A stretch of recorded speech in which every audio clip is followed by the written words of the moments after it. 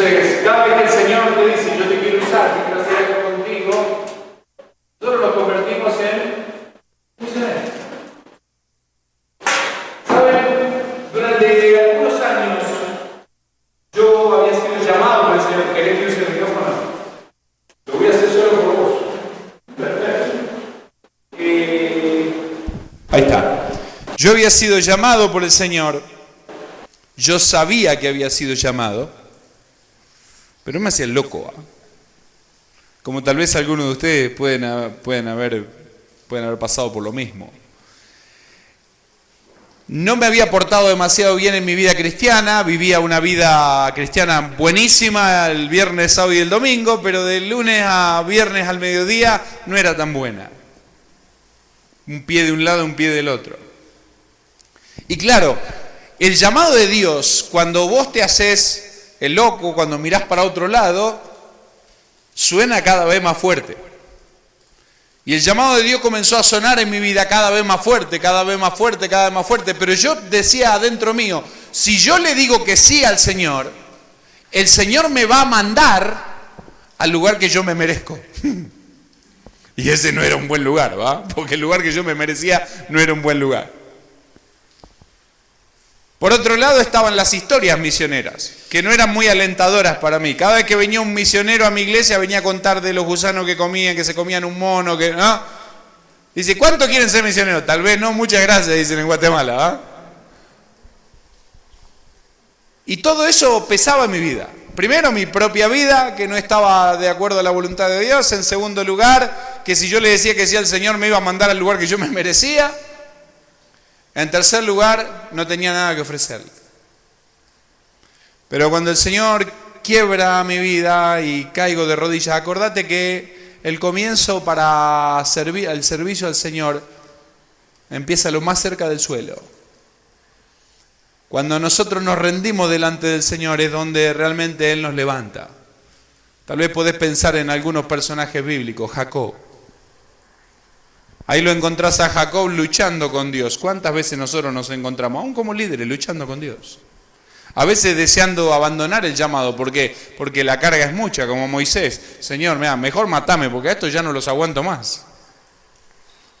Y Jacob empieza a luchar con Dios, porque es un pasaje confuso, ¿no?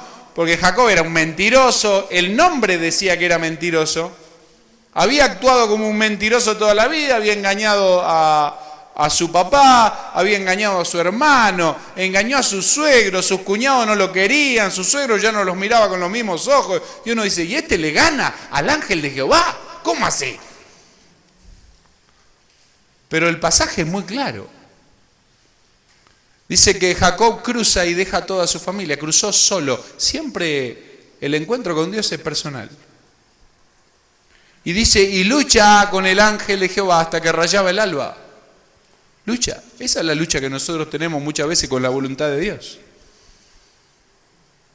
Y dice que en un momento el ángel de Jehová, ¿qué hace? Lo toca. Y él cae. Hasta que él no se rindió, no vino la bendición.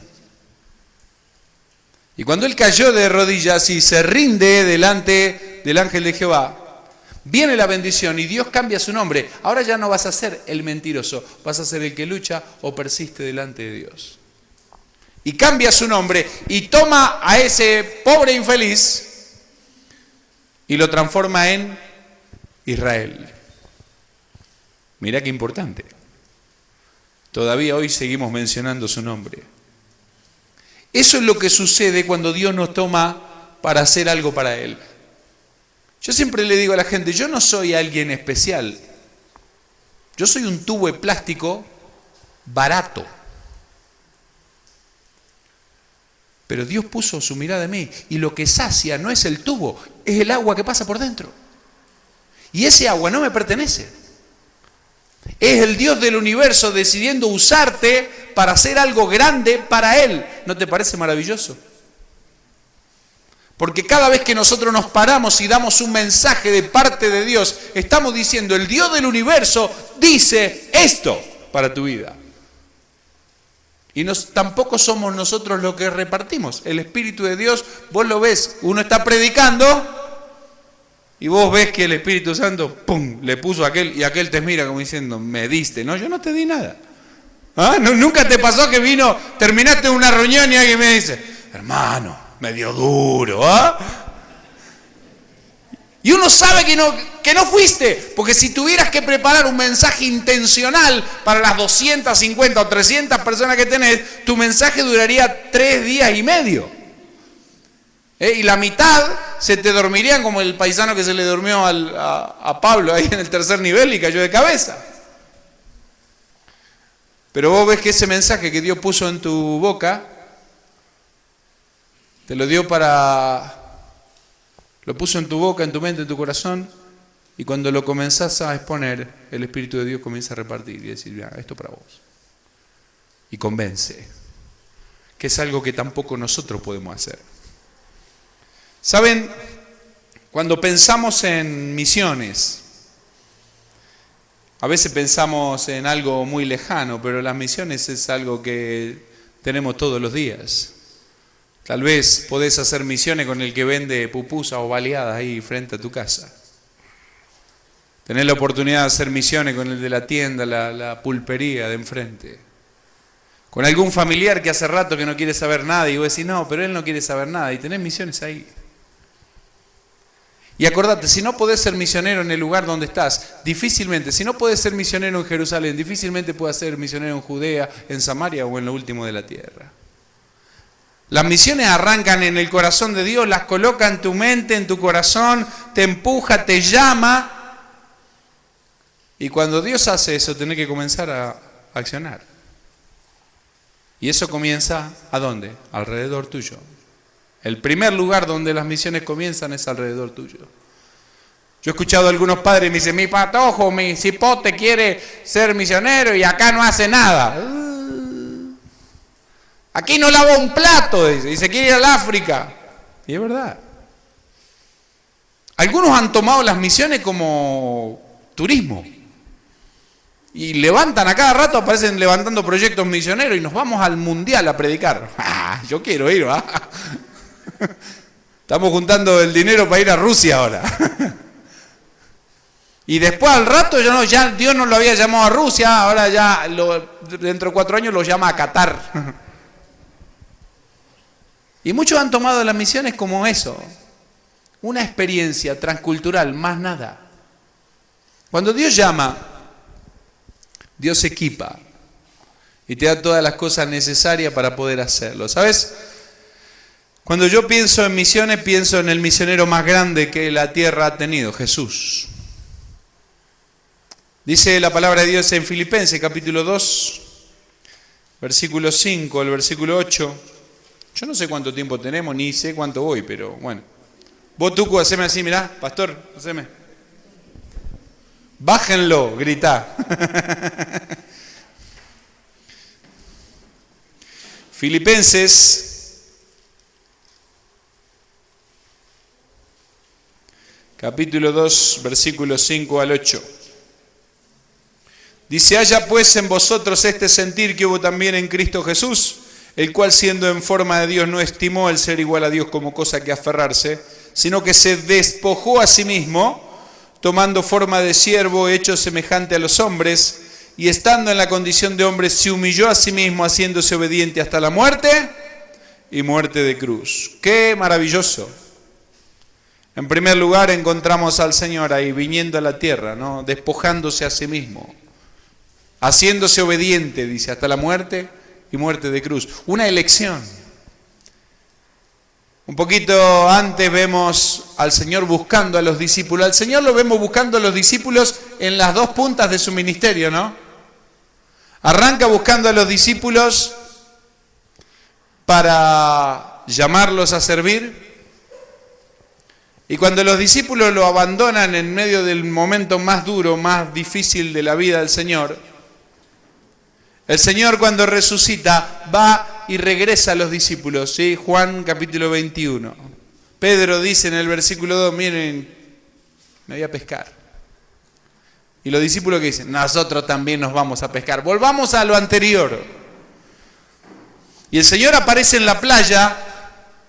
¿Cómo hubiéramos aparecido nosotros con un miembro que de la iglesia que mete la pata. Mirá vos, ¿qué estás haciendo ahí? ¿Pero qué tenés en la cabeza, verdad? Pero dice que el Señor se pone en la playa y ¿qué le dice? Hijitos, ¿tienen algo que comer? Yo no hubiera hecho eso, le digo sinceramente. Pero el Señor, con toda la paciencia del mundo, después de todo lo que ellos habían hecho, después de que lo abandonaron en el momento más difícil, Jesús se los había dicho.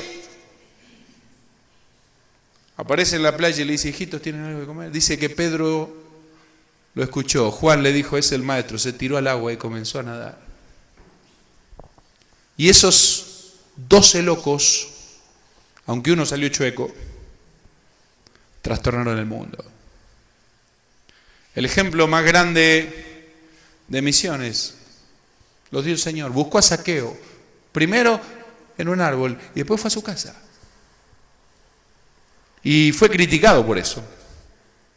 Mira, este come con pecadores.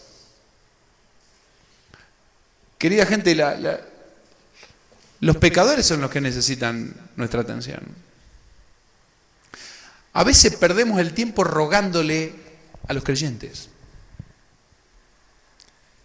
Y yo me cansé de rogarle a los creyentes. Y comencé a buscar en la palabra de Dios si aparece en algún lugar el rogarle a los creyentes para que sirvan al Señor. Y no lo encontré en ningún lado. Pero encontré, rogad al Señor de la mies que envíe obreros a su mies. Entonces, lo primero es rogarle al Señor. Y después le ruego a los inconversos que se salven para que no vayan a ese lugar de perdición. Lucas capítulo 16. Son 2 ruegos que nosotros tenemos que hacer. Pero a veces gastamos nuestra vida rogándole a creyentes maleados que no quieren hacer nada. Y tratamos de arrastrarlos al servicio como si nosotros le estuviéramos haciendo un favor a Dios. Y la verdad es que Dios no nos necesita para hacer su obra. ¿Sabías eso? Dios no necesita de nosotros para hacer su obra. Él podría hacer su obra mucho mejor de lo que nosotros la hacemos, ¿o no? Sí. ¿Él podría dar un mensaje mejor del que nosotros predicamos? Sí.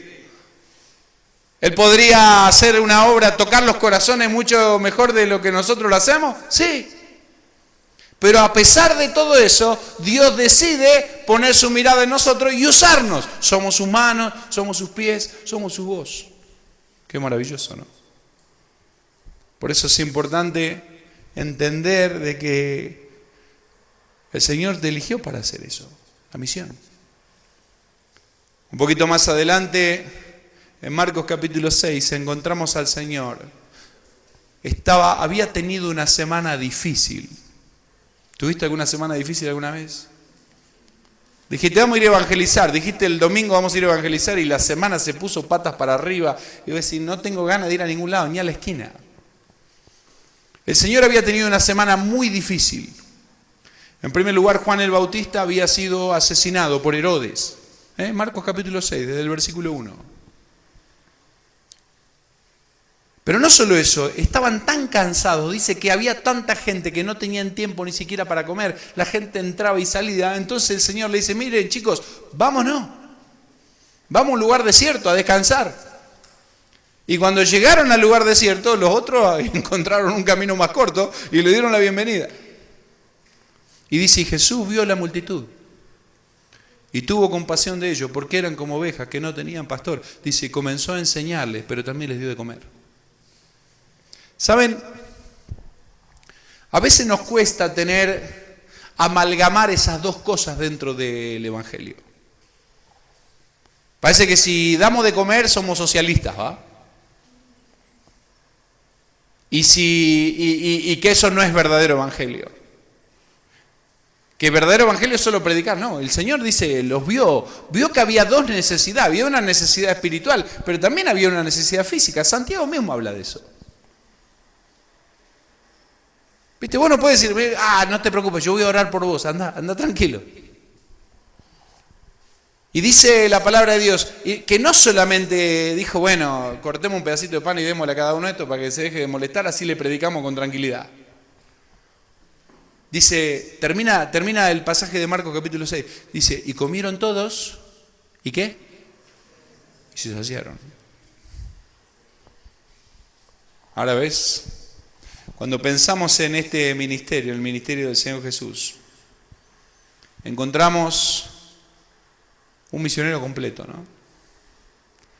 Aquel que vino a la tierra dejando todo, que buscó a la gente con necesidad, a sus discípulos antes y después que metieron la pata, que vio a la multitud y tuvo compasión. La palabra compasión ahí significa sentir que las entrañas anhelan, no es lástima. No es, viste, cuando te parás en un semáforo y ves ahí a alguien pidiendo, dices, pobrecito, qué lástima que no tengo nada para darle. Entonces subí el vidrio. No es lástima. Es algo que te sacude por dentro. No es solamente un pensar, sino también es un sentir. Les enseñó y les dio de comer. ¿Saben? Cuando hace algún tiempo yo trabajaba en un ministerio con jóvenes y el Señor puso una carga muy grande por una región en Guatemala, la parte del oriente de Guatemala. Jalapa, Jutiapa, Zacapa. Después nunca el Señor te va a mostrar todo lo que vas a hacer, porque si te muestra todo lo que vas a hacer, uno saldría corriendo, ¿va? Diría, te equivocaste, debe ser el vecino, dijo Moisés. Aarón habla bien, ¿ah? Y el Señor nos mostró una necesidad. Yo comencé a viajar, a discipular a jóvenes, pero de repente me encontré que en esas iglesias había pastores. Y cuando uno trabaja con jóvenes, uno anda en el aire, ¿verdad? Porque esos muchachos tienen una energía ay, uno está colgado así y tratando de seguirle los pasos, de hacer algo para que esos muchachos estén conectados, y uno poco se detiene a ver la vida de la iglesia, ¿no? Porque los jóvenes tienen una energía extra y uno trata de seguirlos. Pero un día me paré a ver la iglesia y me acerqué al pastor y le dije, hermano, ¿cómo está? Vengo porque quiero conocerle. Me miró así como diciendo, ¿cómo conocerme? ¿Sí? Le digo, me gustaría orar por usted y ver qué necesita. Y se puso a llorar. Y me dijo, en 30 años de ministerio es la primera vez que alguien me pregunta qué necesito. Es la primera vez que alguien viene a orar por mí. Yo he ido a orar por cientos de personas, pero esta es la primera vez que alguien viene a orar por mí. Yo dije, nah. Entonces dije, voy a probar con otro. Y fui donde otro pastor, un pastor ya de 70 años, tiene más de 50 años de ministerio, y le dije, hermano Agustín, vengo aquí a orar por usted. ¿Cómo? Me dice. Vengo a orar por usted. Y se me puso a llorar. Me dice, nadie había orado antes por mí. Y le digo, quería ver en qué le puedo ayudar. ¿Cómo ayudarme? Y saben, comenzamos a visitar pastor por pastor y nos dimos cuenta de que ninguno de ellos estaba atendido. Y muchos de ellos están bajo, digamos, la cobertura de una organización muy grande, como es la Misión Centroamericana en Guatemala. Otros estaban bajo la Misión Bautista, otros estaban bajo otras misiones. Y lo que todos me decían es, mirá, acá vienen cuando se incendió todo, ahí sí vienen, ¿va? Porque muchas veces tenemos un ministerio de apagar incendios, como la obra creció tanto.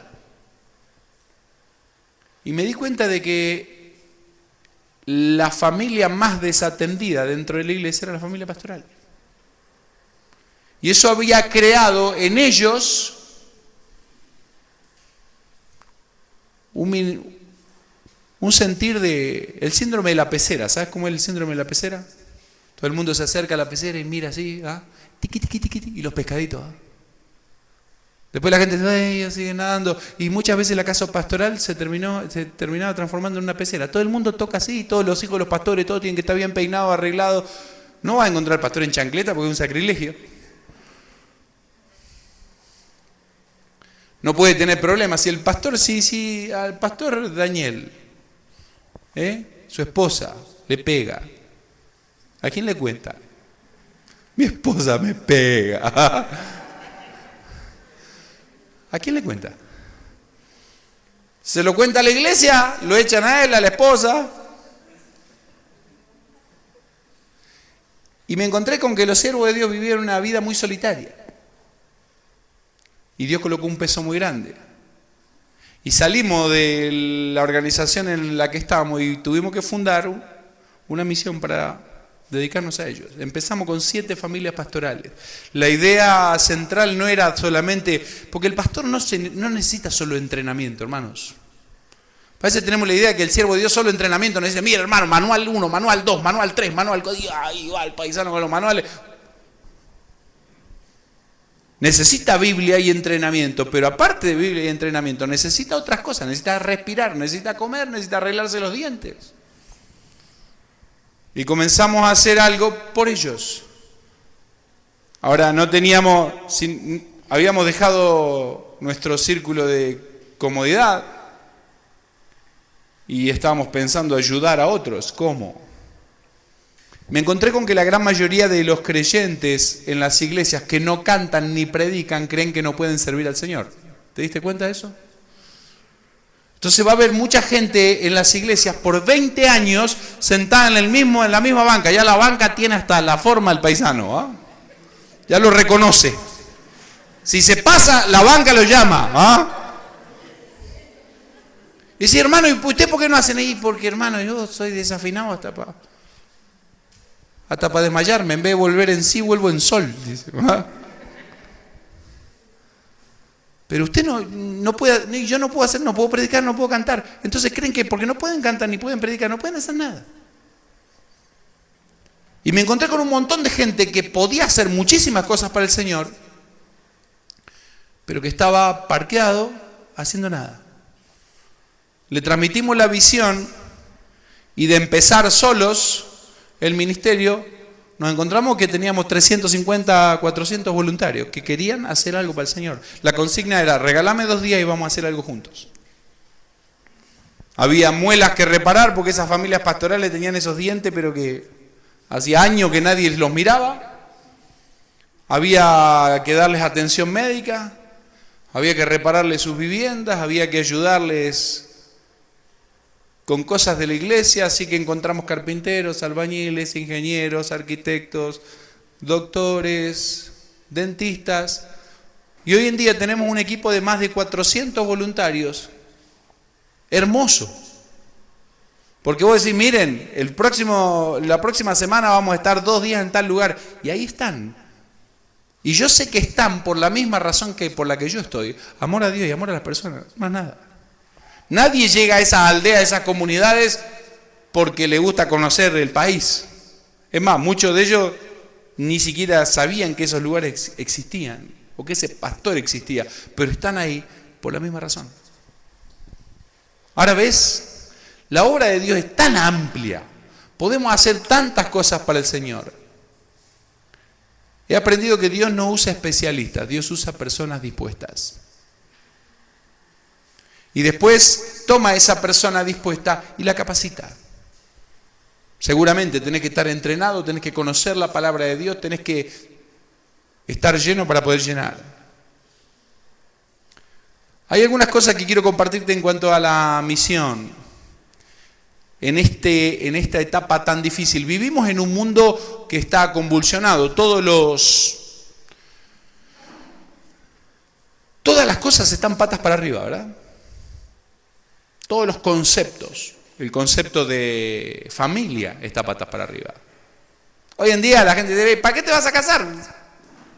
A rejuntate pues, ¿ah? No importa, sí, ¿para qué? Un papel, si la más, ¿para qué te sirve ese papel? ¿Ah? ¿No escuchaste eso? Y es algo que se predica en la televisión. El concepto de hombre y de mujer hoy en día está patas para arriba.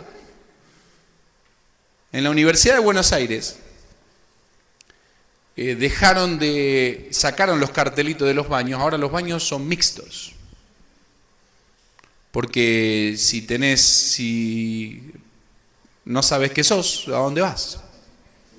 Si no te pareces a ningún muñequito, ¿a dónde va? Al árbol.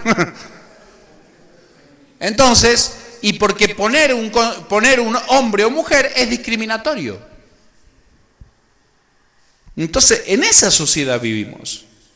Hace poquito, el mes pasado, yo estuve 3 semanas en Estados Unidos dando unas conferencias. Y los hermanos creyentes de Estados Unidos están muy preocupados por las leyes.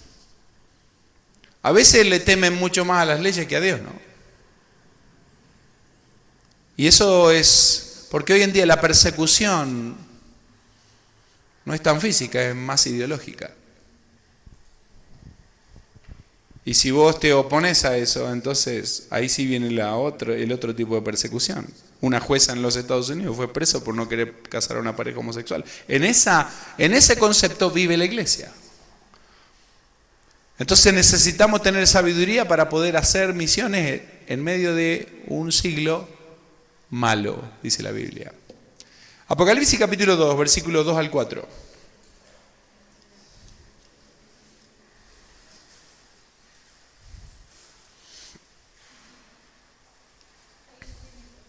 Gracias. ¿Ese agua es mía?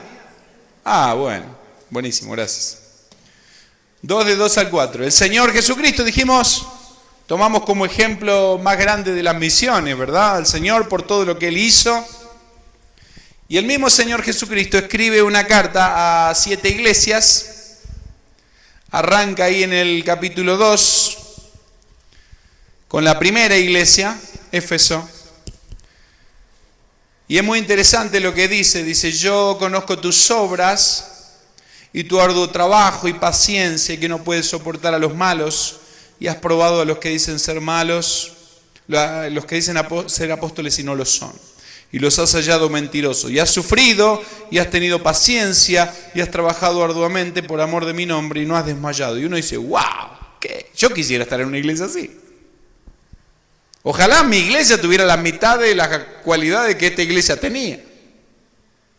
Pero el Señor le dice, pero tengo contra ti, ¿qué cosa? ¿Qué es primer amor? ¿Qué es primer amor?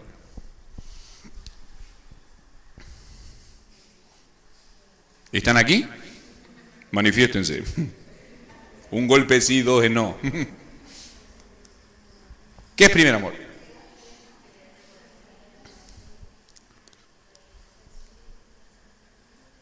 ¿Qué es?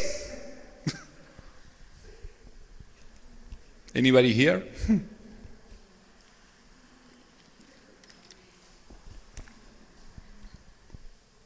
Líderes, lo más importante. Ajá. ¿Qué más? Pasión, deseo. Ajá. ¿Qué más? Ajá. Bien. ¿Qué más? Relación. La palabra de Dios lo dice de 2 maneras. Amar primero y buscar primero. Marcos capítulo 12, versículo 30 dice, ¿qué? Amarás al Señor tu Dios con todo tu corazón, con toda tu alma, con toda tu mente, con todas tus fuerzas. Amar primero. Y Mateo capítulo 6, versículo 33 habla de buscar primero. Dice más, buscad primeramente el reino de Dios y justicia, ¿y qué?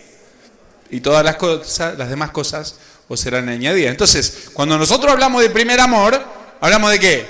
De amar primero, ¿sí? ¿Quién es el que tiene que estar en primer lugar en mi vida? ¿Sí? Cuando hablamos de primero, vamos a hacer un ejercicio. Venite, vénganse, toda esta fila, vénganse para acá.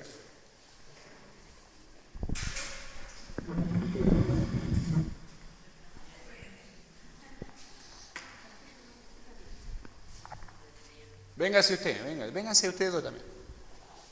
Usted también, venga.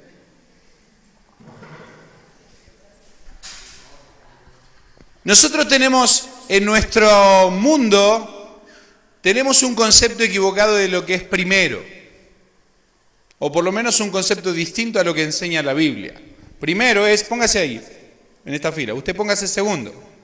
Usted póngase tercero.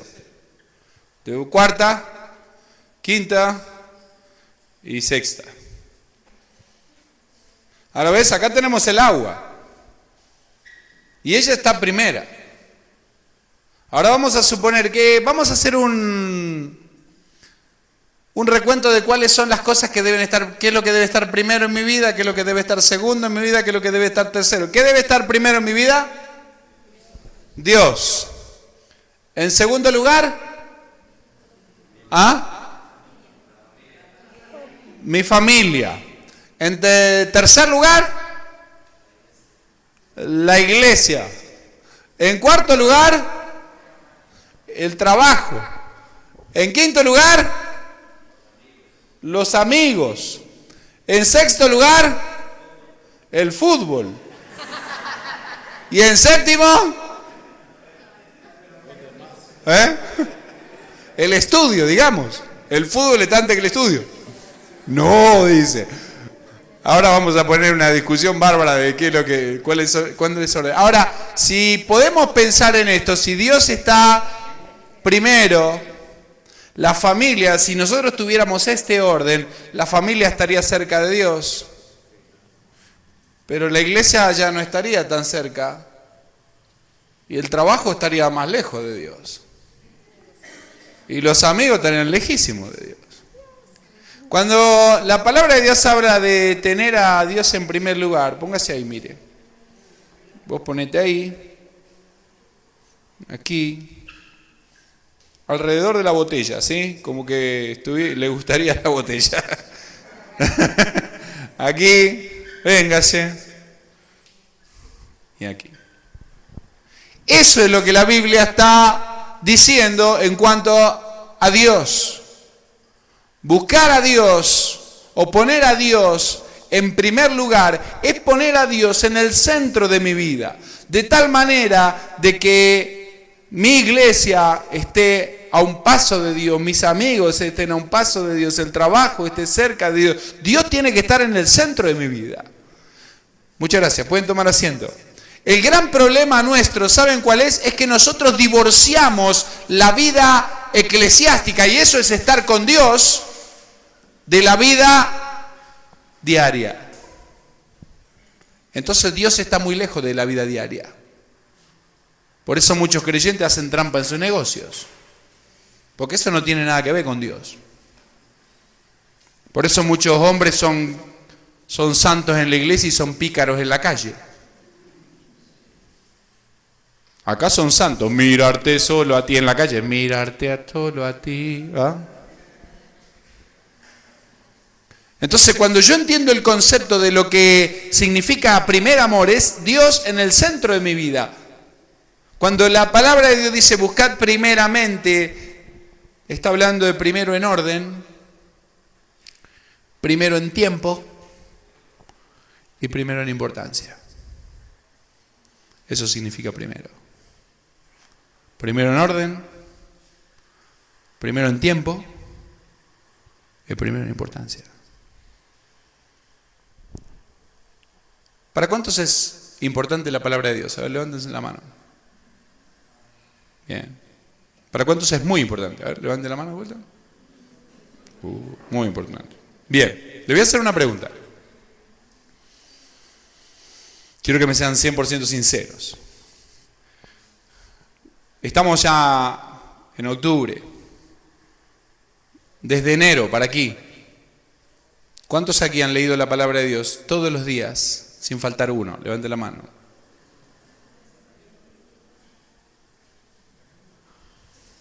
Entonces, o me mintieron en la primera pregunta, o no me la entendieron. O sea, si la palabra de Dios es muy importante para vos, No deberías haber estado ni un día sin ella. No, pero es muy importante, hermano. Es lo más importante de mi vida. Le voy a dar otro ejemplo. Vamos a suponer que ustedes tienen que hacer una mudanza. Vieron que la gente dice, no, fíjate que yo no tengo nada. Mudate a ver si no tenés nada. Empiezan a salir cosas abajo de la baldosa y dicen, esto, mirá, ¿de dónde salió? Entonces te tenés que mudar a Tegucigalpa.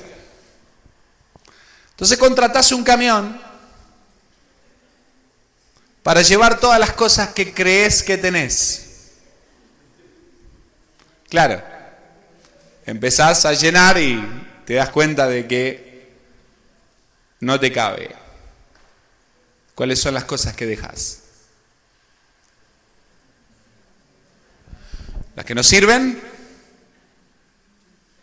las menos importantes, las que no uso mucho, las que no voy a necesitar. Cuando tu día está muy cargado, ¿cuáles son las cosas que dejas de hacer?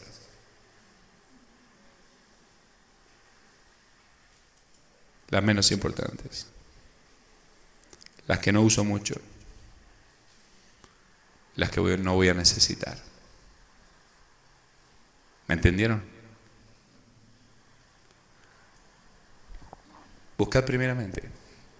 Esta iglesia hacía muchas cosas, pero no hacía lo que tenía que hacer. ¿Saben? Eso es algo muy común en la iglesia. Armar la agenda al comienzo del año es lo más fácil del mundo. Arrancá, enero, planificación. Febrero, los enamorados. Marzo, y ahí te vas, y después el día de la madre, y el día del padre, y el día del nieto, el día del aniversario, papá, cuando te das cuenta, hermano, hemos terminado nuestra planificación anual. ¿Le preguntaste a Dios si está de acuerdo?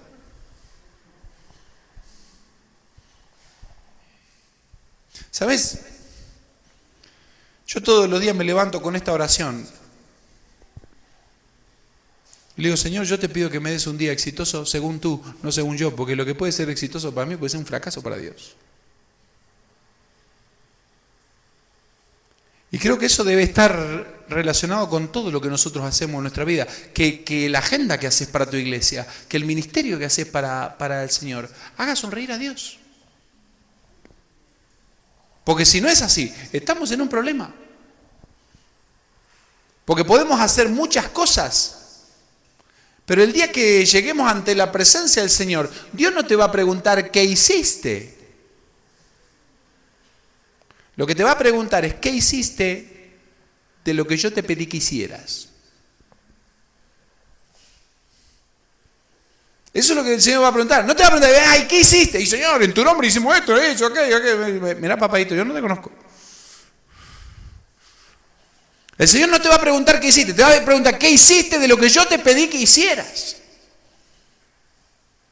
Es como cuando a tus hijos le pedí que ordenen el cuarto y hacen un montón de cosas, pero no ordenan el cuarto. Y llega la noche y el cuarto es, ¿no? El cuarto de un adolescente es lo más parecido a una detonación.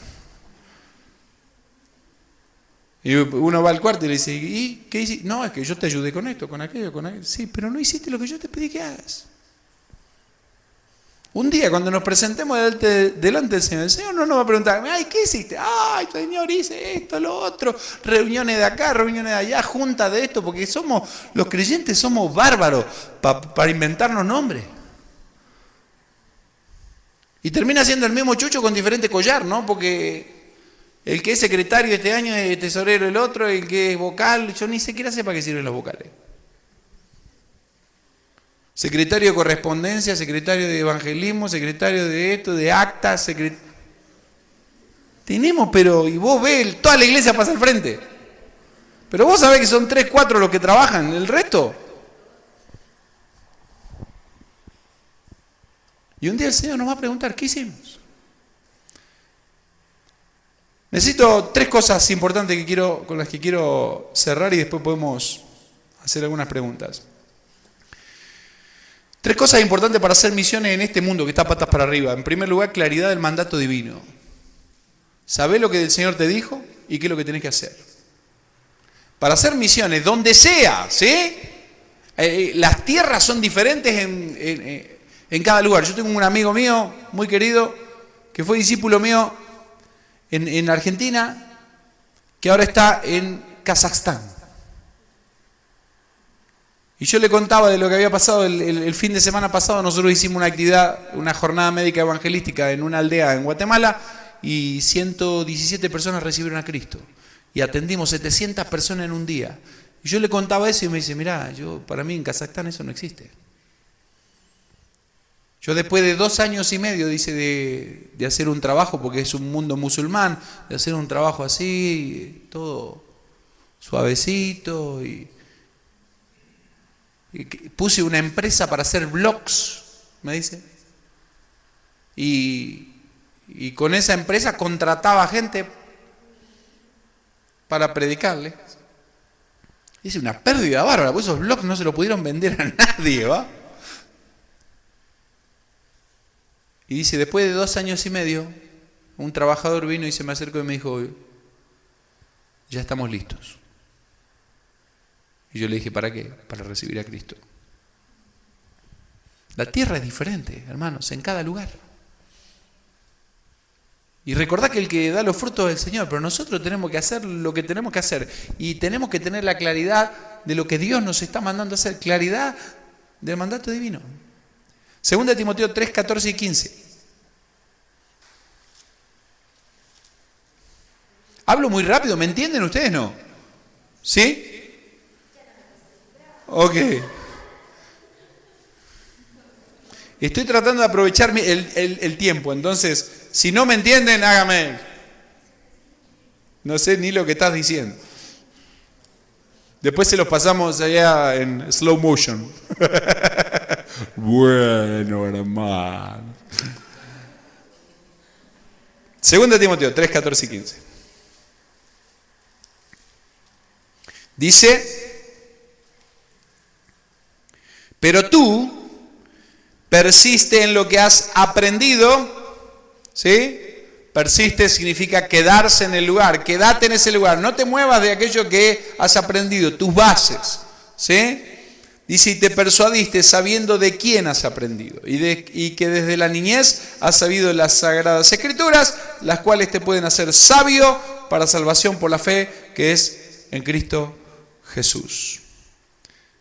Joy Dodson dice lo siguiente, el peor testimonio de un cristiano es que esté tratando de dar a conocer a Dios sin tomarse el tiempo suficiente para conocerlo personalmente.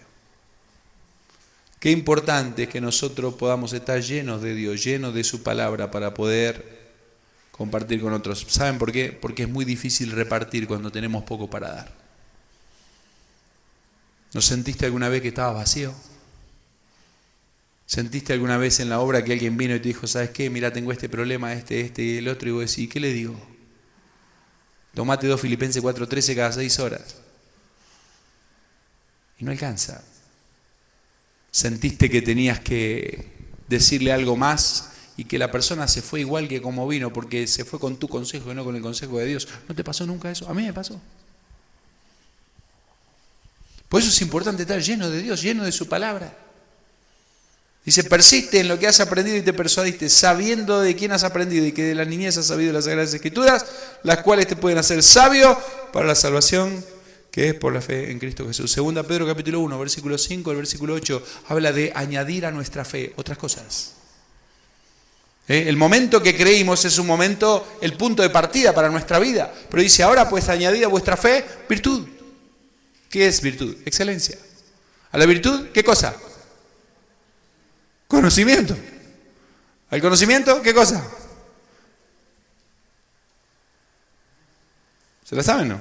1 Pedro, capítulo 1, 5 al 8. ¿Lo tiene hermano ahí, no? Léalo. Con voz de trueno.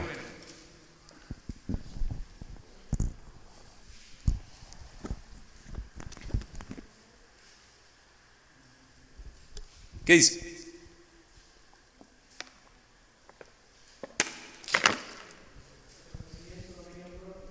Ajá. Ajá. ¿Sí? ¿Sí? Ajá. ¿Por qué?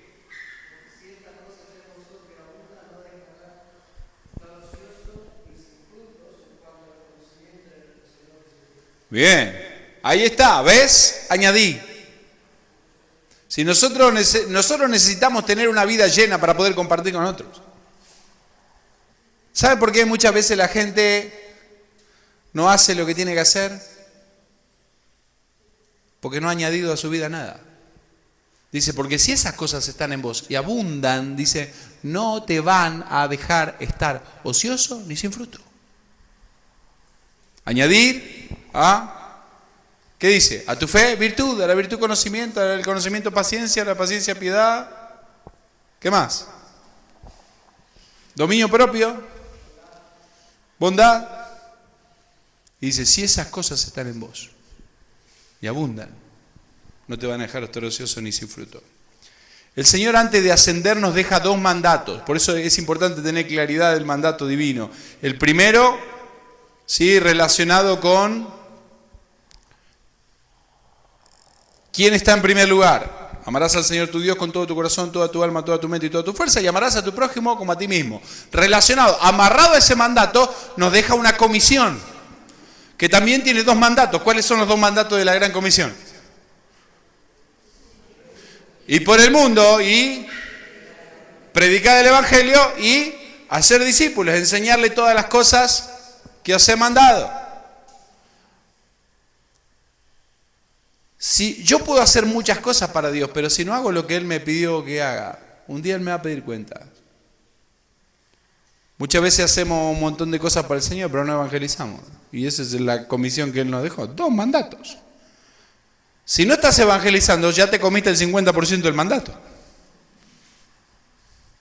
Y si no estás discipulando, ya te comiste el otro 50%. Y muchas veces hacemos muchas cosas para Dios, pero no hacemos lo que Él nos pidió que hagamos. Por eso es importante tener claridad del mandato divino. Dice 1 Corintios capítulo 9, versículo 16, dice, pues si anuncio el Evangelio, no tengo de qué gloriarme, pues me es impuesta necesidad. Y ay de mí, si no anunciare el Evangelio. F. Breese dijo lo siguiente, somos deudores a cada hombre en darle el Evangelio en la misma medida que lo hemos recibido. Deudores. En segundo lugar, necesitamos para hacer misiones, no solamente claridad del mandato divino, sino contar con un buen equipo humano. Dios nos llamó y necesitamos formar un equipo. Si queremos que Dios obre a través de la gente, necesitamos ser para poder hacer. El pastor Daniel, ustedes saben que el pastor no tiene un gran sueldo, entonces le agarra apendicitis. Lo llevan a la clínica y le dicen, sí, mirá, te va a salir, no sé, 50.000 lempiras. Barato. Y Daniel dice, no me alcanza. Entonces con el hermano Milton, ¿verdad? Milton, ¿eh? Le decimos, Dani, nosotros te queremos mucho, venite acá, acostate acá que nosotros te operamos. Y como Milton es mecánico, él trae su caja de herramientas, cierrita, lo abrimos. Ahora, nosotros podemos tener la mejor intención, pero no podemos hacer si no somos médicos. ¿Saben? Muchas veces en la iglesia queremos hacer sin ser lo que Dios quiere que seamos. Y hay mucha gente que tiene una habilidad, que tiene un talento, y viene, y ahí para arriba, ¿eh? Y después nos agarramos los pelos. Porque muchas veces queremos hacer sin ser. Es importante ser para poder hacer. Juan capítulo 17, versículos 7 al 17. El Señor Jesucristo eleva una oración por sus discípulos. Él podía haber pedido muchas cosas para ellos, pero pide algunas cosas que son esenciales para un equipo de servicio. Dice, ahora han conocido que todas las cosas que me has dado proceden de ti, porque las palabras que me diste las he dado, y ellos las recibieron y han conocido verdaderamente que salí de ti, y han creído que tú me enviaste. Yo ruego por ellos, no ruego por el mundo, sino por los que me diste, porque tuyos son. Y todo lo mío es tuyo, y lo tuyo mío, y he sido glorificado en ellos. Y ya no estoy en el mundo, mas estos están en el mundo, y yo voy a ti. Padre Santo, a lo que me has dado, guárdalos en tu nombre para que sean uno, así como nosotros somos. Así como nosotros. Dice, cuando estaba con ellos en el mundo, yo los guardaba en tu nombre. A los que me diste, yo los guardé, y ninguno de ellos se perdió, sino el hijo de perdición, para que la escritura se cumpliese. Pero ahora voy a ti, y hablo esto en el mundo, para que tengan mi gozo cumplido en sí mismo. Yo les he dado tu palabra, y el mundo los aborreció, porque no son del mundo, como tampoco yo soy del mundo. No te ruego que los quites del mundo, sino que los guardes del mal. No soy del mundo, como tampoco yo soy del mundo. Santifícalos en tu verdad, tu palabra es verdad. 3 cosas que el Señor pide para este equipo de trabajo. 3 cosas que tu equipo de misiones tiene que tener. Primero, unidad. Guárdalos en tu nombre para que sean uno, así como nosotros somos uno. Unidad en la diversidad. No necesariamente todos van a pensar lo mismo. A veces en la iglesia perdemos mucho tiempo hablando de cosas que a Dios no le importa. Si la alfombra va a ser roja, verde, azul, amarilla. Y me imagino al Señor diciendo, hace 2 horas que están reunidos hablando de la alfombra. Seguramente nunca vas a llegar a un pleno entendimiento, porque a algunos les gusta el azul y a otros les gusta el verde. Unidad en lo esencial, diversidad en lo accesorio, hermanos. Hay cosas que realmente no son importantes. Mara, ¿vos de qué equipo de fútbol sos? ¿De River sos? No. Vos sos de Boca y vos sos de River. ¿Ves? Son 2 equipos en Argentina que están contrapuestos. Pero ahí están casados y todavía no ha muerto ninguno de los 2.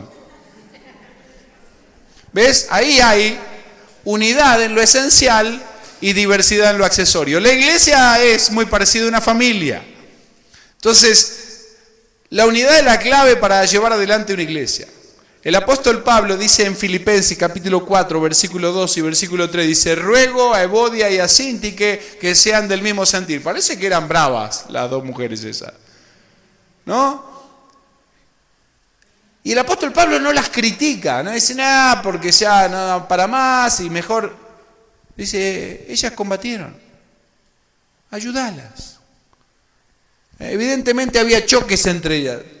Ayúdala, trabajá en la unidad, que eso pueda crecer. Son buenas personas, pero cada una tiene su carácter. Lo que necesitaban era que sean, ¿cómo? Del mismo sentir. En segundo lugar, separación. Dice, yo les he dado tu palabra y el mundo los aborreció, porque no son del mundo. Versículo 14 y 15. Como tampoco yo soy del mundo. No te ruego que los quites del mundo, sino que los guardes del mal. ¿Cuál es el concepto de estamos en el mundo, pero no somos del mundo? ¿Cómo es? Bueno, tal vez la mejor forma o la forma más fácil de ilustrártelo es si un barco está en el agua, está bien. Pero si el agua está en el barco se hunde. Entonces nosotros no podemos salir del mundo. Si vos estás en el mundo, bueno, está bien, estás en el mundo. No podés irte a vivir a la luna. Pero si el mundo está en vos, o si el mundo está en la iglesia se va a hundir. ¿Sí? Ese es el concepto que da el Señor. Tercer lugar, santificación. Dice, santifícalos en tu verdad, tu palabra es verdad. Recuerden, hermano, que Dios no usa vasos sucios. Si vos no usás vasos sucios, ¿por qué Dios tendría que usarlos? Uno llega a la casa y agarra el vaso, ¿no? A ver si huele algo, y recién ahí le echa el agua. En tercer lugar, y último, una buena planificación y metas claras. Eso va a ayudar a una estrategia correcta y a elegir las personas correctas para cada tarea. El gran problema es que nosotros a veces ponemos a las personas por el puesto que tienen. Y obviamos todo lo demás. Y Dios no obvia todo lo demás. Porque Dios, cuando Dios te elige, cuando Dios te salva, cuando Dios hace algo en tu vida, Dios no juega a los dados, hermano. Bueno, a ver qué don le damos. Sí, bueno, qué buenísimo. Dice, si sale uno, que sale medio bruto. Uno, bueno, ni modo, es lo que le tocó. No es así, Dios no obra así, no se maneja así. Todo lo que vos sos, tu forma de ser, tu cuerpo, tu preparación, el lugar donde naciste, la familia donde te criaste, el país donde vivís, el acento que tenés, todo, absolutamente todo está orquestado por la mano de Dios con un propósito definido. Y Dios te quiere usar de una manera sumamente efectiva en su obra, así como sos, aunque reniegue de lo que sos. Por eso es importante cuando nosotros trazamos un plan, entender eso, una estrategia relacionada con las personas correctas para cada tarea. ¿Cuáles son las cosas que tenemos que considerar? Tal vez las podés anotar porque te van a servir. Personalidad. Dones espirituales. Cada personalidad actúa diferente frente al don que tiene. Pero es sumamente efectivo en el lugar donde Dios lo quiere colocar. Una personalidad extrovertida de repente se va a parar en medio de un bus y va a hacerlos callar a todos y hacer bajar el reggaetón, ¿verdad? Y apagar la pantalla. Y decir, bueno, tengo un mensaje y la gente va a estar así, va a estar contenta de que le apagaste el reggaetón. Una personalidad introvertida con el don de evangelista va a tener un efecto mucho más positivo en el uno a uno, en la confianza, en el círculo cercano. El impacto en la vida de los vecinos, porque tal vez el que tiene la personalidad extrovertida vio al vecino y ni se dio cuenta, lo pasó por arriba con el auto y ni se dio cuenta. Y el vecino está bravísimo y no lo quiere escuchar. Pero ves, esas son cosas que son importantes y cada personalidad, depende del don que Dios le ha dado, reacciona de una manera diferente y es efectivo en un círculo totalmente diferente. Nosotros estamos trabajando en un hotel en la Argentina, en el sur de la Argentina. Era un campamento de familias. Y todos ahí, cada uno, había algunos que actuaban, otros que cantaban, que estaban al frente, que servían a la gente. Y la gente venía, las familias inconversas venían al hotel y todo un equipo les servía para que durante esa semana se les pueda predicar el evangelio. Y había un hombre que no quería saber nada, que quería fumar, quería tomar, y era un campamento cristiano, un hotel cristiano, y el tipo estaba bravísimo. Y agarraba su cigarro y se iba por ahí, ¿verdad? Y diciendo cualquier cosa. Y querían meterlo a la reunión, pero ni a la rastra, ¿va? Pero había un ucranianito, así chiquitito, que decía 3, 4 palabras en español y lo único que hacía era picaba leña. Pero ese hombre era una topadora. Picaba leña, pero las 24 horas del día. Ese estaba pero conectado así a la corriente, ¿va? Y este hombre cada vez que se iba a fumar se iba por ahí atrás de donde este cortaba leña. Y lo vio el primer día, y el segundo día, y el tercer día, y el cuarto día, y se acercó y le dijo, ¿y vos de dónde sos? Y aquel con un acento de todo cuadrado, yo todo de Ucrania, ¿va? Le dijo. ¿Y por qué estás acá? Por Dios. ¿Y cuánto te pagan? Pues nada. ¿Estás esclavo? No. Yo amo a Dios porque Él me amó a mí, le dijo. Y te ama a ti también. Y yo esto lo hago por amor a Dios y por amor a ti. Y ese hombre se largó a llorar. Y se convirtió. No se convirtió con el predicador de la semana, no se convirtió con los músicos, con los que le servían, con todo lo que estaba preparado para que caiga, ¿va?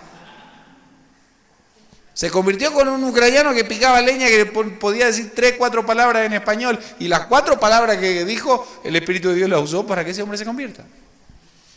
Entonces, personalidad, dones espirituales, esas son cosas que tengo que tener en cuenta cuando voy a formar un equipo de trabajo. ¿Qué personalidad tiene tu gente? Porque nosotros a veces le exigimos a la gente algo que la gente no puede dar. Yo quiero medir a la gente con mi personalidad. Y juzgo cuando alguien no actúa como yo actuaría. Y Dios no lo hizo así. Entonces, no, estos no sirven. Porque mirá, yo les pedí que hagan tal cosa y se tomaron su tiempo. Pero es su personalidad. Dones espirituales. En tercer lugar, habilidades. La habilidad crece o florece en el ámbito ideal. Cuando encontrás el lugar para que esa persona pueda servir. Muchas veces vas a tener gente frustrada en la iglesia que hace un trabajo por 10, 15 años, pero no lo hace bien. No está feliz. Lo que en algún momento lo entusiasmaba ahora se convirtió en una carga. Porque está en el lugar equivocado. Y de repente tiene una habilidad, algo que naturalmente le fluye, pero lo tenemos en otro lugar. Como es contador, lo pusimos en la tesorería. Y no tiene el don de la administración, el tipo, pero lo pusimos ahí porque es contador. Miren qué inspirado que somos muchas veces. En cuarto lugar, hablamos de personalidad, dones espirituales, habilidades, pasión. Pasión. Hay 2 cosas que tenés que ver para poder utilizar a una persona dentro de tu equipo en cuanto a la pasión. Pasión haciendo qué. Y segundo, ¿por quién? A mí me apasiona. Yo soy exhortador, a mí me fluye la exhortación. Es algo que yo no lo puedo detener. Y me gusta mucho trabajar con jóvenes, con la iglesia, y durante muchos años trabajé con jóvenes y lo sigo haciendo. Pero me pones un grupo de niños y a mí el poco pelo que tengo se me cae. Yo quiero tirarlo a los niños por la ventana. Pues los niños tienen 0 atención. A mí no me apasiona trabajar con niños. Yo tengo en mi equipo a alguien que es muy bueno para trabajar con niños. Y me dice, vamos a tener 300 niños. Que el Señor te bendiga. ¿Qué necesitas? Yo a los 10 minutos quiero arrojarlo a los niños por las puertas, ¿viste? ¿Cuánto que...? ¡Ah! El otro día fui y me dieron un grupo de niños. Y yo tenía algo para darle. Y todos se me treparon. ¡Ah! Tiré la bolsa por allá de que se maten. Entonces, que tengas la personalidad, el don espiritual, la habilidad y la pasión. Y la pasión está relacionada por qué grupo haciendo qué cosa. Tal vez va a ser exhortando, tal vez va a ser animando, tal vez va a ser ayudando, sirviendo, tal vez va a ser enseñando.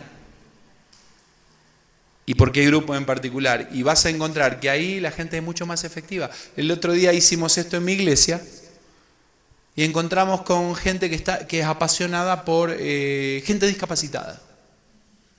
Hay una chica que se especializó en niños autistas. Y personalmente, a mí me fascina esa gente, pero yo no sé qué hacer. No sé cómo manejarlo. Entonces, ¿qué hacemos nosotros en la iglesia? Viene alguien, ¿quién es el diácono de turno? Que lo atienda. Y el pobre paisano no tiene idea, no tiene la pasión, no sabe cómo hacerlo, no tiene las herramientas. Una persona que está apasionada por ellos va a poder hacer el trabajo mucho mejor que el anciano o el diácono de turno. Pero tenemos que conocer eso de nuestra gente. ¿Sí? Pasión. Y por último, experiencias de la vida. Cuando vos amarrás todo eso y te das cuenta, llegás al tema de las experiencias de la vida. Experiencias buenas y experiencias dolorosas. Experiencias de victorias y experiencias de fracasos. Viene un empresario quebrado, que perdió absolutamente todo, y de repente en la iglesia tenés a alguien que pasó por lo mismo. Es la persona correcta para acercarse. Viene alguien que perdió un hijo. Y hay alguien en la iglesia que perdió un hijo y uno dice, y nunca encontraste la explicación de por qué sucedió. Y podemos ir a 2 de Corintios capítulo 1 y dice, bueno, para que con la misma consolación con que sos consolado por Dios, puedas consolar a otros. Y ahí encontré la explicación. Yo tengo un muchacho en mi equipo de misiones. Yo empecé un discipulado con él, se llama Fermín. Se casa ahora en diciembre. ¿Sí? No, esto en los creyentes no sirve, pero crucen los dedos, hermano. Para que se case. Fermín lo empecé a discipular y empezamos un trabajo con él. Era un muchachito que no... Era un tiro al aire, era un personaje. Pero comenzó a entender que Dios lo quería usar y empezó a servir al Señor y yo me lo llevaba para todos lados. Tenía 14, 15 años. Cuando cumplió 16, su mamá se suicidó. Y cuando su mamá se quita la vida, su padre se tira al alcohol completamente. Y cada vez que él se alcoholizaba, le echaba la culpa a Fermín de que la madre había muerto por culpa de él. Un día lo echó de la casa y yo lo recibí como un hijo. Y es mi hijo mayor. Onésimo, lo engendré en mis prisiones, le digo yo. Fermín nunca se explicó por qué le pasó todo eso en la vida. Pero hace un tiempo creamos un programa que se llama Conductas Autodestructivas y SIDA, para hablarle a los jóvenes sobre algunas cosas que son puntuales que están absorbiendo a los jóvenes de este tiempo: alcohol, tabaco, drogas, suicidio, violencia, aborto y SIDA. Y vos lo ves a Fermín parado frente a 2000 alumnos, hablándoles con autoridad. Y él me decía, ¿sabes una cosa? Yo nunca había entendido por qué Dios me permitió pasar por esto. Pero cuando me paro frente a esos jóvenes, entiendo el propósito de Dios para mi vida. Y es increíble verlo predicar. Ya es un misionero ahora a tiempo completo con nosotros.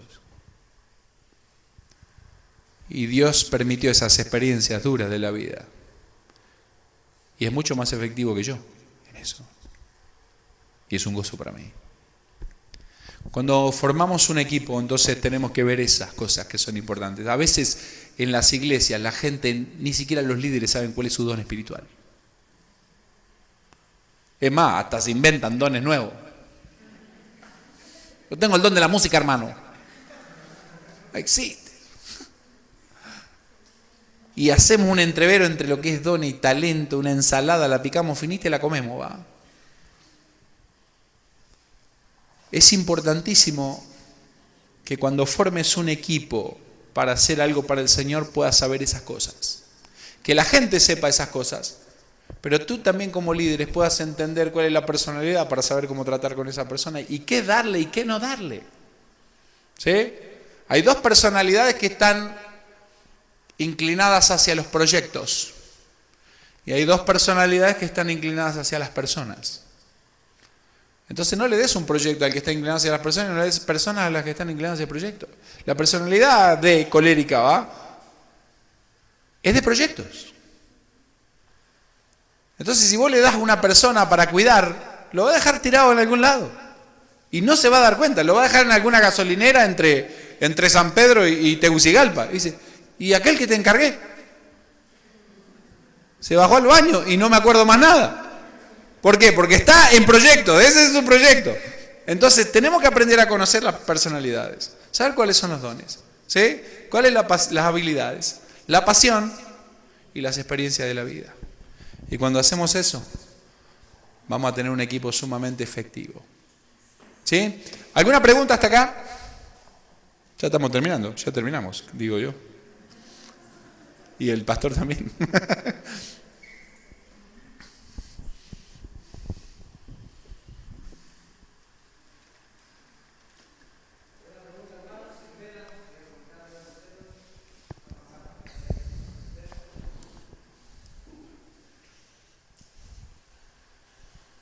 Yo estaba hoy almorzando con Marcelo y Víctor y él comentó el proyecto que quiere hacer en el preparatorio.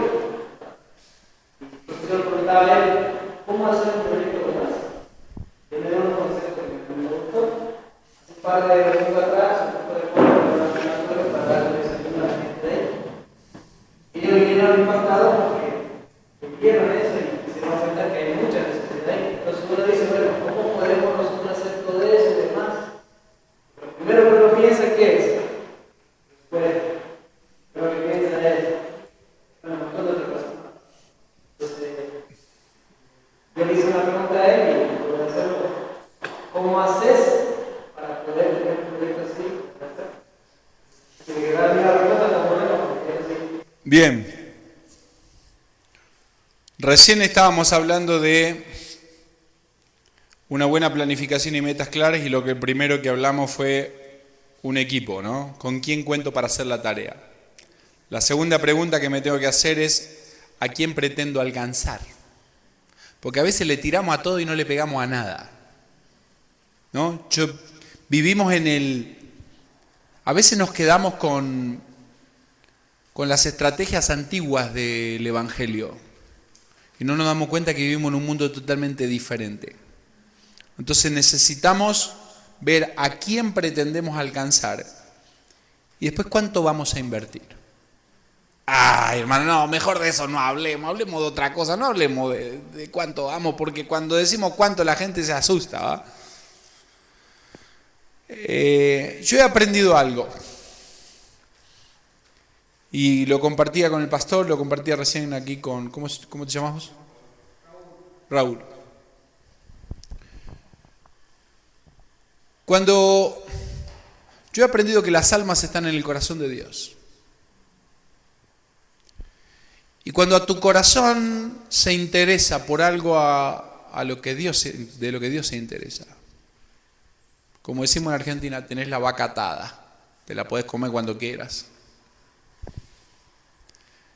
Yo antes me preocupaba mucho por los recursos, cómo lo íbamos a conseguir, de dónde lo íbamos a conseguir, pero me di cuenta de que cuando vos haces algo que está en lo que Dios está interesado, Dios se encarga de mover todo lo necesario para que esa obra funcione. En el tiempo de Dios, a la manera de Dios. ¿Saben? No hay nada mejor para disfrutar un milagro que estar en la primera fila. Tal vez te puedo llevar a Éxodo, capítulo 14. Los sacerdotes, ¿no? Frente al mar. Algunos dicen, no empujen, que nos ahogamos. Y el de la fila 20 habrá estado empujando y decía, no, dale, que todavía falta. Porque el agua no había llegado a sus pies, pero el que metió los pies en la primera fila y el mar se abrió. Yo creo que habrá querido. Yo, ¿sabes qué hubiese hecho? Hubiese sacado el pie, lo hubiese vuelto a meter para que se abra y se cierre, ¡Qué bárbaro! No hay nada mejor para disfrutar el milagro de Dios que estar en la primera fila.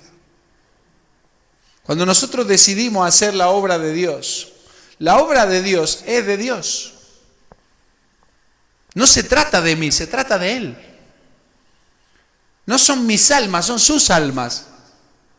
No es lo que late en mi corazón, es lo que late en su corazón. Por eso tenés que estar seguro de que lo que vas a hacer está en el corazón de Dios. Y si está en el corazón de Dios, las cosas van a suceder. ¿Saben? Hace un tiempo Dios puso en nuestro corazón cumplir con el mandato de evangelizar. Entonces creamos estos programas de prevención para poder alcanzar a los jóvenes del nivel medio, ¿no? Básicos y diversificados en Guatemala, no sé cómo será aquí. Son los que salen de la primaria, toda la secundaria y la carrera, ¿va? Y empezamos el primer año, le predicamos a 2.375 jóvenes. Y estábamos, ¡wow! Locos, ¿ah? Imagínate, 2.300 jóvenes el primer año. El segundo año salimos a hacer una gira sin tener ni un centavo. Y mientras íbamos, ya habíamos estado el año anterior en esa ciudad. Mientras íbamos a predicarle a 6.000 jóvenes. Me llama un empresario que no es cristiano. Y me dijo, mire, ¿usted Marcelo? Sí. Mire que me han hablado de usted. Y yo dije, oh, esa gente como que mala va. ¿Ustedes estuvieron el año pasado aquí? Sí. Nosotros vimos el resultado de lo que ustedes hicieron en la vida de los jóvenes. Yo soy gerente de una empresa de generación eléctrica aquí en esta zona. Y nosotros queremos patrocinar la gira que ustedes van a hacer. Bueno, buenísimo. Yo dije, bueno, me van a mandar, no sé, una empresa. Dije, bueno, por lo menos $200. Feliz. Me mandó el cheque. ¿Sabe cuánto había en ese cheque? Agárrese. $20.000. Eso nos alcanzó para predicarle ese año a 30.000 jóvenes, incluidos los 6.000 para donde íbamos. Nos gastamos todo, hermanos. Todo. Y Dios estaba interesado en eso. Eso sirvió para que muchas puertas se abran. Ahora tenemos 3 programas. Tenemos uno que se llama Conducta Autodestructiva y SIDA. Tenemos otro que se llama Valoramos a los demás, relacionado con violencia y bullying. Y otro programa que se llama Valoramos a la niñez, que es un programa de entrenamiento para maestros de todos los niveles de educación, con el que estamos trabajando con el Ministerio de Educación de Guatemala, que es de prevención de abuso infantil. Cuando termina el programa, le mostramos a los maestros que todas las leyes del mundo de protección a la niñez contemplan la restitución física del niño y la restitución psicológica. Pero ninguna ley del mundo contempla la restitución moral. Porque el único que puede meter la mano en el corazón y repararlo por completo es Dios. E invitamos a esos maestros, enseñándole que es muy difícil repartir cuando no se tiene nada para dar, a que primero llenen su corazón con Dios para poder llenar el corazón de esos niños. Le predicamos de Cristo y muchos de ellos reciben a Cristo. Este año fueron 5.140 maestros que recibieron el entrenamiento y muchísimos de ellos recibieron a Cristo. Asegúrate de que lo que estás haciendo está en el corazón de Dios. Lo demás va a venir. Cuando nosotros salimos con mi esposa, hace más de 20 años estamos en la obra misionera, aunque somos muy jóvenes. Tenemos 20 y tantos años, así que como los 2-3 años salimos a la obra. E hicimos una oración al Señor. Señor, nosotros no le vamos a pedir a la gente. Nosotros te vamos a pedir a ti, tú nos vas a responder a través de la gente. Y así hemos vivido por estos años, sin sueldo, sin cheque, sin pedir dinero. Pero para mí no hay nada más lindo que arrodillarme en mi oficina y decirle, Señor, necesitamos esto. Y que el teléfono suene. Porque vos sabés que no fue que pegaste para allá, pegó en el palo y entró de pura suerte. Sabés que fue Dios. Que Dios tiene su corazón en eso. Y que Dios envió exactamente lo que necesitabas para poder hacerlo. No te preocupes. La obra es de Dios. Dios ama mucho más la obra de lo que vos la amás. Yo a veces me encuentro con gente luchando con el llamado de Dios. Dice, mira, el Señor me quiere llevar para Tegucigalpa, pero ¿qué va a pasar con la iglesia? Mira, si el Señor te está llamando, Dios ama mucho más la obra de lo que tú la amas. No te preocupes. Él se va a encargar de que todo siga funcionando sin ti. El cielo puede funcionar sin ti. Dios te quiere usar. pero asegúrate de que lo que estás haciendo está en el corazón de Dios. ¿Alguna pregunta?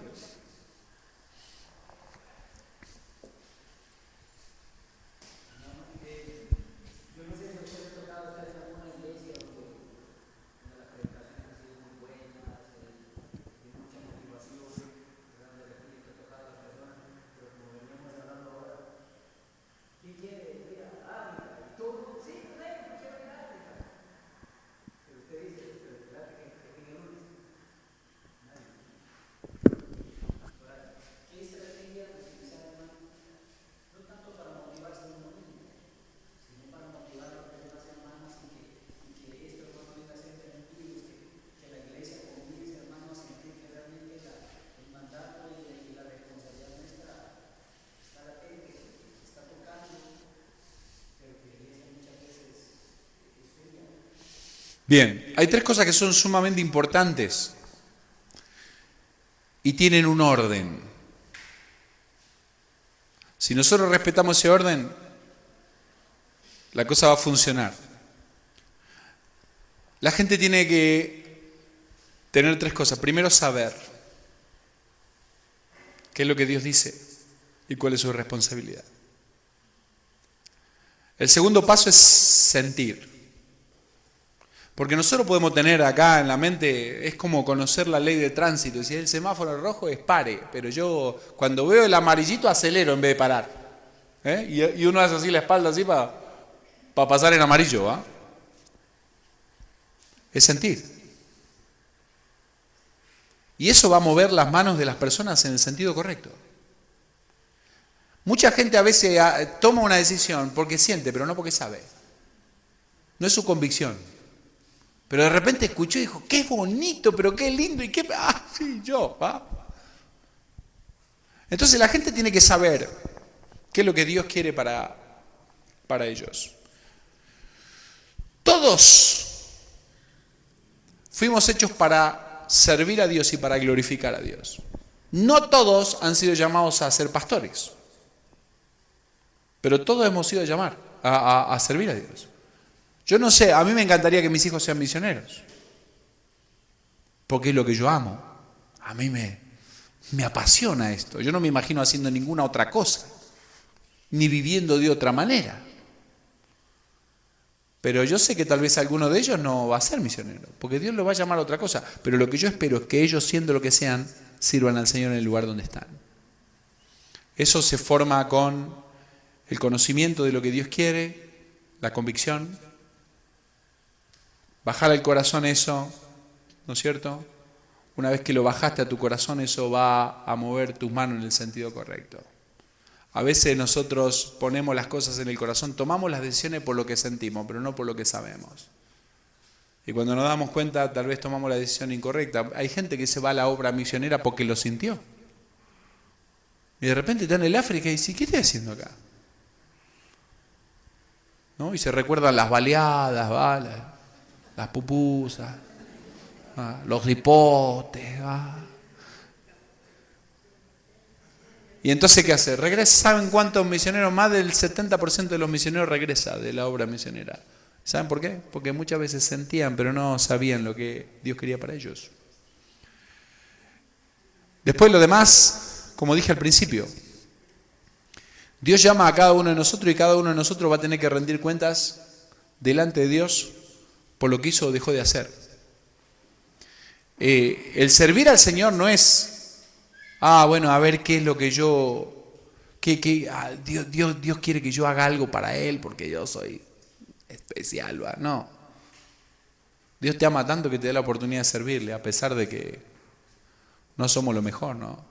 Cuando nosotros entendemos quiénes somos, que no valemos nada, de que nuestras habilidades no son nada delante del Señor, de que lo que sacia la vida de las personas no es nuestra propia persona, no es nuestra personalidad, que nosotros no podemos convencer a nadie para que se vaya al cielo ni al infierno, que nosotros no podemos hacer nada en la vida de una persona para que cambie su caminar, pero que cuando el Espíritu de Dios entra en tu vida, podés hacer cosas que jamás te imaginaste que podías hacer. Y eso voy a hablar mañana con los jóvenes. Oportunidades que Dios coloca en tu vida. Y cuando Dios toma tu vida para poder hacer algo, aunque seas bien inútil, ¿va?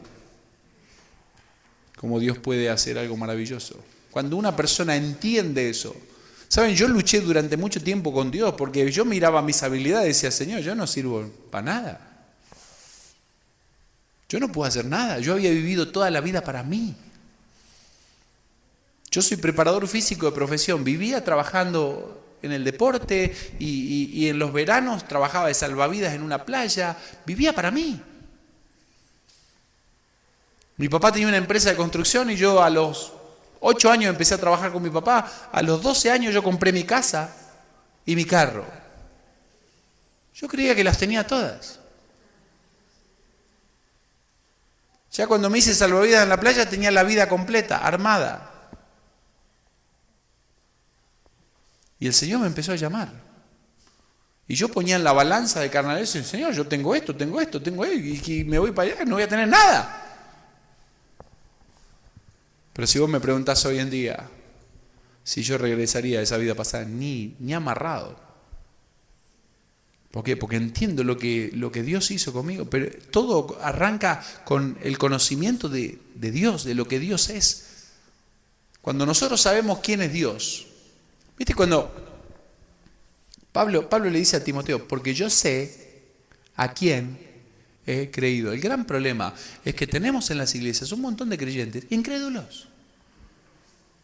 El ejemplo más grande está en el libro de los Hechos. La iglesia orando por Pedro. Señor, te pedimos que liberen a Pedro. Y se abrieron todas las puertas, menos la de la casa donde estaban orando para que Pedro lo liberen. Y Pedro golpeando y la muchacha. Es Pedro. Ah, se entera que va a ser Pedro. Es que así somos. Así somos. Muchas veces tenemos la palabra de Dios acá, pero no la tenemos acá. Vamos y oramos por un enfermo, decimos, Señor, te pedimos por este hermano que tú lo levantes. Hermana, no se preocupe, se va a levantar, le va a ir bien. Salimos y decimos, esta no le queda tanto, ¿ah? Entonces vivimos en una generación de creyentes incrédulos. Creyentes que leen, que dicen, todo lo puedo en Cristo que me fortalece, porque es un lindo versículo para pegar en el bumper, pero no se vive. Porque en el momento de la dificultad, cuando te cortan la luz por exceso de pago, la gente dice, ay, ahora. Entonces muchos versículos son una frase bonita para pegar en el bumper, pero no están pegados en el corazón. Lo sabemos, pero nunca lo hemos bajado del corazón. Entonces, ¿qué tiene que hacer Dios? Tiene que tratar con nosotros. Dios ha tratado conmigo, hermano. Por eso estoy tan arruinado. Usted me ve a mí. Yo tengo 32 años. Dios ha tenido que tratar conmigo, porque muchas veces tengo el conocimiento de Dios, pero no lo he bajado del corazón. Cuando yo sé, ¿sí?, lo bajo a mi corazón, eso va a mover mis manos en el sentido correcto.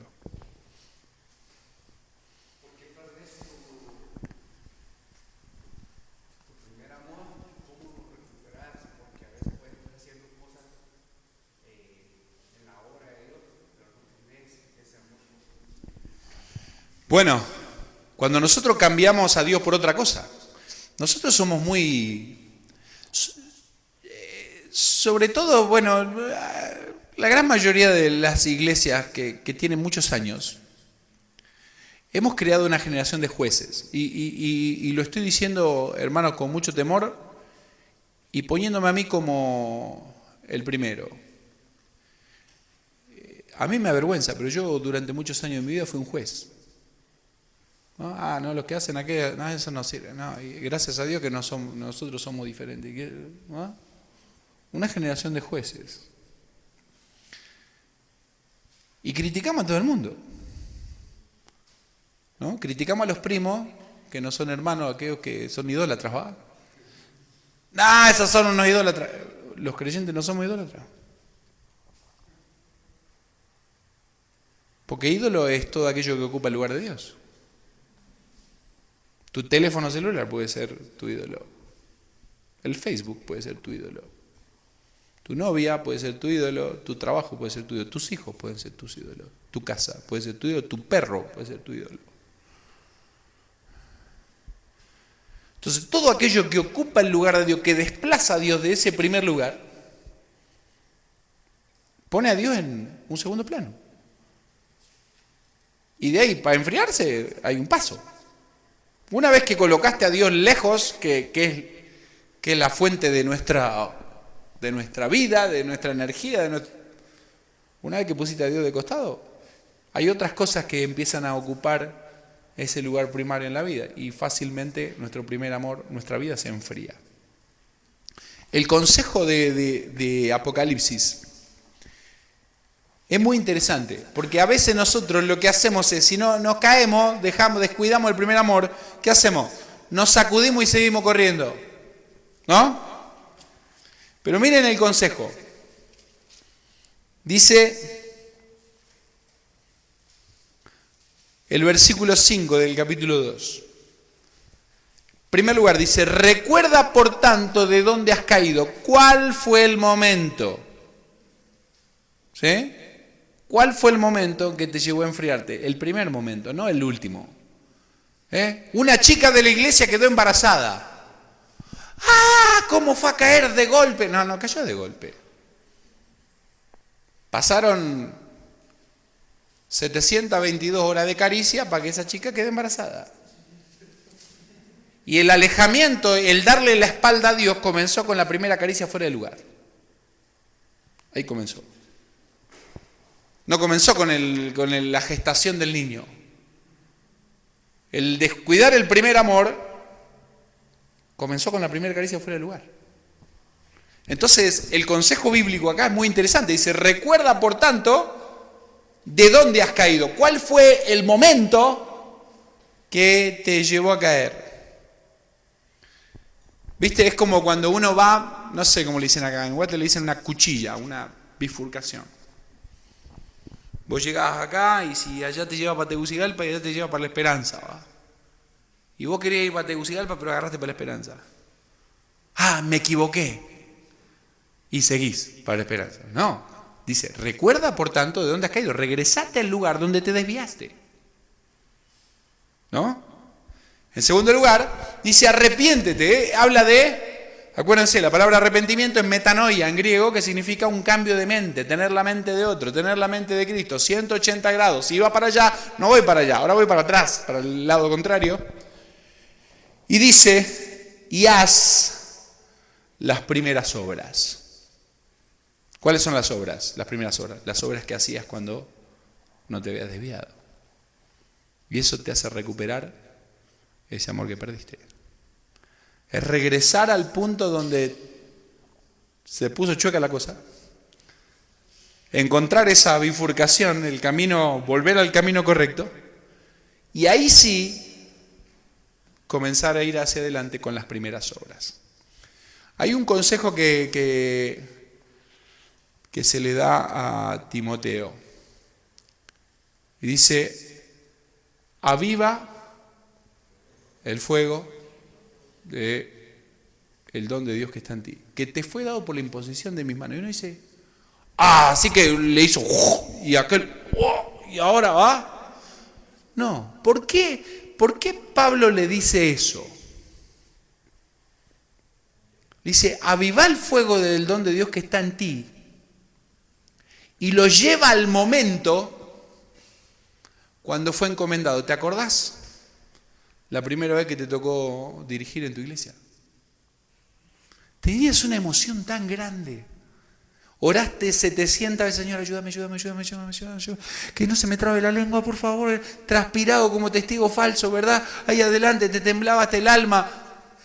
Dependiente totalmente del Señor, leíste 500 veces lo que ibas a leer, igual te equivocaste, pero ahora subís y ya nada, ya me la sé de memoria.